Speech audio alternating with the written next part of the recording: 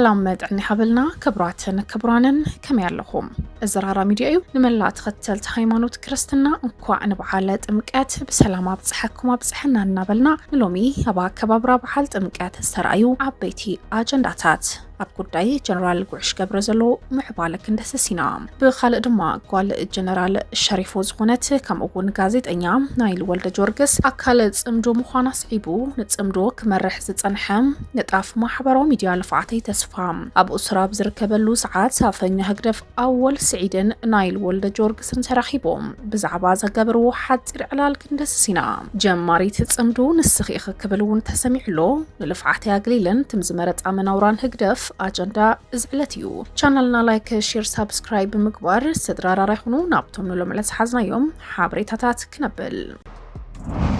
بعلت امكات بستفلالو كبابيتات تግራይ بدمكات الناس خبروا وعيللو بفلاي دما اب كتما مايچو منግስታው ትኩረት ረኺቡን ባህላውን ትሕዝቶታት ተሓዊስዎ ዳሚኡን ጸቢቁን መخبارው ንምረዳውን ክኢልና ኣለና ኣብ ማይጮው ዝተጸምበለ በዓል ንሓላፊት ቤት ጽሕፈት ህወሓት ተጋዳለይቲ ፈትለወርቅ ገብረእግዚአብሔር ሓላፊ ቢሮ ባህልን ቱሪዝም ትግራይ ዶክተር አጽባሃ ገብረእግዚአብሔር ሓዊሱ በርከት ዝበሉ ሓለፍቲ ስራሕ መንግስትን ሰበስልጣን ህወሓትን ውን ተረኺቦም ኣለው ካብ እዋና በዋንና زايدس غير زلو هيمانوتاو بعلات مأخل بوليتيكاو مدرتات عزرا سبا سلطانات مخانو لمون ابو مايچوون ترأي زلو كاب بوليتيكنياتات زرباتاتهم ناتاز خونه بعل متنقاد عقبز خونه تግራይ لمون كاب دمص ጳጳስ دمص بوليتيكنيا غليهوس تسمعلو مدرخ تتعناقدت تجديداላ بوليتيكاو حيلتات ابز ترخبداس هيمانوتاو يخون ባህላው ዳስ ተረኺቦም ፖለቲካ ሰርሑ ዝዳፍኡ ዝተለሓሓጹ ንምታዩ ዝብል ሕቶ ኣብዘ ዘለናሉ መድረኽ ዘሎ ወለዶ ደፊሩ ዘልዕሎ ዘሎ ሕቶና ኾነውን ይኸይዳሎ ከም ኣብነት ውን ኣብ ዝሓዘ ሰዓት ብሰንኪ ፖለቲከኛታት እናገደደ ዝኸይድ ዘሎ ጸገም ኣብ ዝዳስ ስለተረኸብካ ክፍትሕ ይኽእል ዶ ዝብል ሕቶ ምልዓል ይከኣል ዓለብ ዓዲ ወንዚፍካ ኣብ ናይ ክብራት ወንበር ተቐሚጥካ ኣብ ጎኒ ጳጳስን ሓጅን ኮፊልካ ብምውዓል ብትፈጥሮ ጽልዋ ሕመራ ምምላስ ይከኣል ዶ ዛላምበሳ ሓራ ምግባር ይከኣል ዶ ኣብ መጻበብ ዘሎ ትግራይ ካብ መቁሕባርነት መውጻእ ይከኣል ዶ ዝብል ሕቶም መምዘኒ እቶም ፖለቲከኛታት እዩ እቶም ትማሊ ኣብ ዓለ መስቀል ካብ ሜዳ ዓጋመ መስቀል ተጎዝጊዞም መደረ ዘስምዑ ፖለቲከኛታት እቶም ትማሊ ካብ ከተማ ኣክሱም ሕዳር ጽዮን ተጎዝጊዞም ብዙሕ ገጽ ዘለዎ መደረ ዘስምዑ መራሕቲ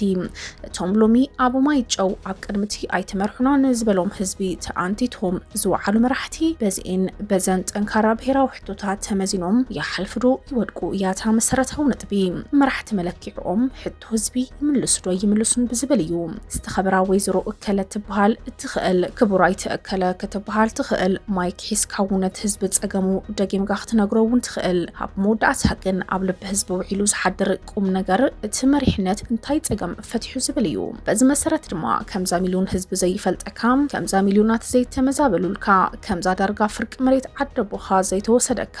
ከምዛ ብጥሜት ዝሕለግ ተገራላይ ዘይብልካ ከምዛ ቁስሉ ዘይሓወ ብስቃይ ዝጠፍእ ዝተወቀ ተጋዳላይ ዘይብልካ ከምዛ ብስደት መንእሰይ ዘይትስእን ዘለኻ ከምዛ ብጽቡቕ ዘለኻ ድማ ጻዕዳ ተኸዲንካ ፍተው ጥልኡ መርሒኹም ኣነ እየ ዝብል መልእኽቲ ዘሕልፍ ወንጀርጀር ጽቡቕ ኣማኻር ዝጠልብ ተደጋጋሚ ሕማም መራሕቲ ኮይኑ ይኸይዳሎ ኣብ ከምዚኦም ዝበሉ ሃይማኖታዊ በዓላት ሃይማኖታዊ ትሕዝቶታት ጥራሕ ቃልሑም ሃይማኖታዊ ቦታት መልእኽቶም ጎሊሖም ክወጡ ካብ ሃይማኖት ክርከብ ዝኽእል በረከታት ጸጋ ጥራሕ ገዛእ ቦታ ክሕዝ ናይ ብዙሓት ድፊት ኮይኑሎ እንተ ዞም መራሕቲ ግን ኮሲሞም ዘይመኑ ዝብሉ በዚሕዎም ኣሎ እንተ ዞም መራሕቲ ግን ኮሲሞም ዘይመኑ ዝብሎም ድማ በዚሕሎ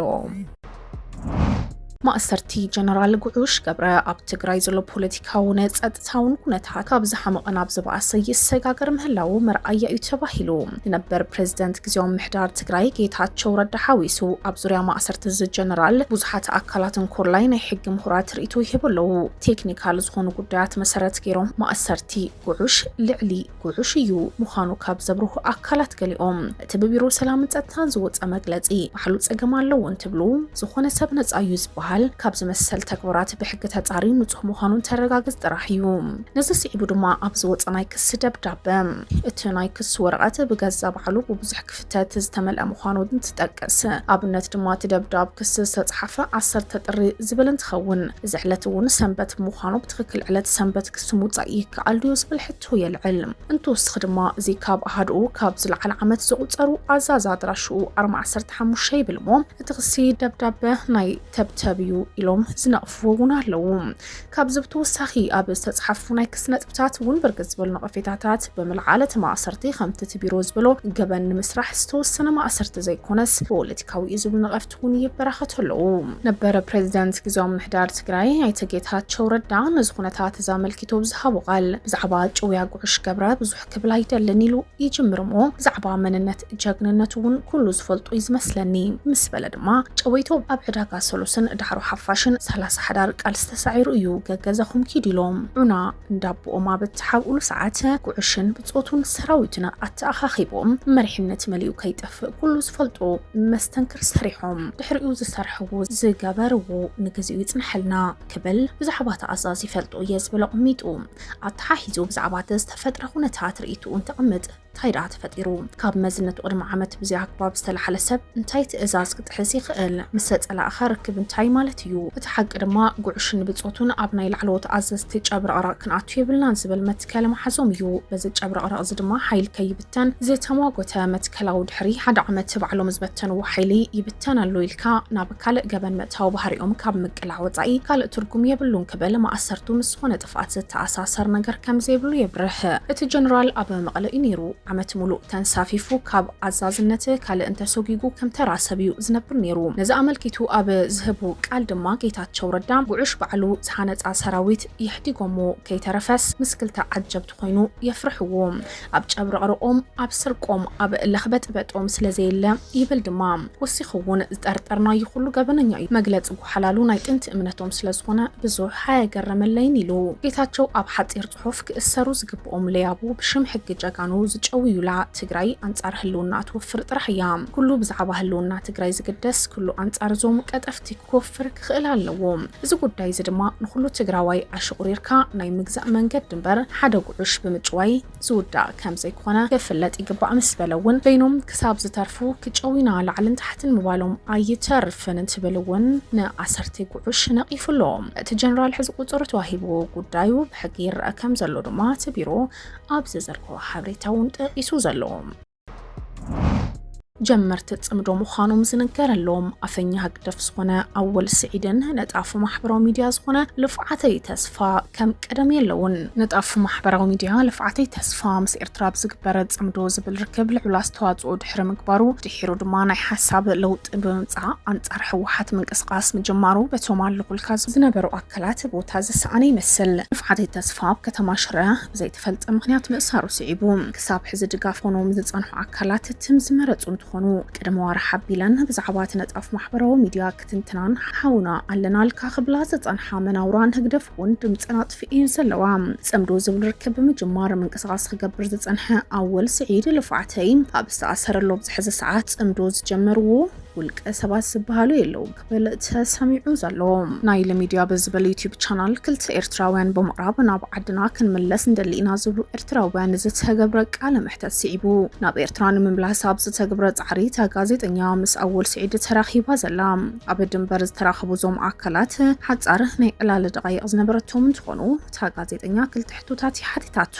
ጽምዶ ዝጀመርዎ ህዝቢ ምስ ህዝቢ ምርኻብ ነይሩሙ ኣነ እውን ብሚድያ ሰባት እናቕረብኩ ነይረም ተጽምዶ ከመይ ይኸይዳሎ ዝብል ዝሓተተቶ ጋዜጠኛ ጽምዶ ዝጀመርክምዎ ከም በዓል ሰብዝስ ኣነ ሰብ ዝብል ሽም ጸርሕ ዝድሌት ኣይትመስለን ኣነ እውን ብሚድያ ሰባት እናቕረብኩ ነይረ ተጽምዶ ከመይ ይኸይዳሎ ኢላ ዝሓተተቶ ጋዜጠኛ ጽምዶ ዝጀመርክምዎ ከም በዓል ንስኻን ከም በዓል ሰብዝስ ኣነ ሰበብ ዝብል ሽም ክትጸርሕ ኣይደለየትን ኣወል ስዒቡ ኣነ እየ ጀሚረዮ ንጽምዶ ክትብል ትኽእሊ ኢኺ ጀማር ጽምዶ ዝበሃል ኣካል የለን ጽምዶ ዝሸጥዎ ገዲፍና ሰላማዊ እዩ ጽምዶን ዝሸጥዎ ገዲፍና ሰላማዊ እዩ ዝብል ግብረ መልሲ ይብላ ጽምዶ ዝሸጥዎ ንበዓል መን እዮም ዝብል ግን አይጸርሐን ጽምዶ እናነበርናሎ መስከድና ይዝረዳና ጽምዶ በኤርትራ ወገን ሰላም እዩ ዝብል ግብረ መልሲ ሂቡ ጓለ ጀነራል ሸሪፉን ጋዜጠኛን ዝኾነትና ይልወልደ ጆርግስ አካለት ጽምዶ ምዃናት ዝገበር ወርከብ ዝተርአይን ትኸውን ኣብ ዝሓለፈ እዋናት ጋዜጠኛ በአዲስ አበባ ኣብ ዝሓለፈ እዋናት ድማ ታ ጋዜጠኛ በአዲስ አበባ ኣብ ዝኸደትሉ እዋን ኣብ ቄዱ ዒላ ምጽንሓ ዝርስዕ ኣይኮነን ጽምዶ ካብ ዝጅምራት ሒዙ ንተኸታታሊ ክፋላት ከሳስ ዝጸንሐ ልፍዓተይ ተስፋ ሽሙ ብክልቲኦም ኣካላት ክላዓል ድማ ይተርአይን ተኸታተልትን ፈተውትን ራራ ሚድያ ኢሎም ዕለት ዝሓዝናዮም እዋናዊ ዛዕባን ሓበሬታን ዝዕለት እዚኦም ይመስሉ ነይሮም ተመሊስና ብካልኦት እዋናዊ አጀንዳታት ክንራኸብ ኢና ቻናልና ላይክ ሼር ሳብስክራይብ ብምግባር ዝተራራራ ይኹኑ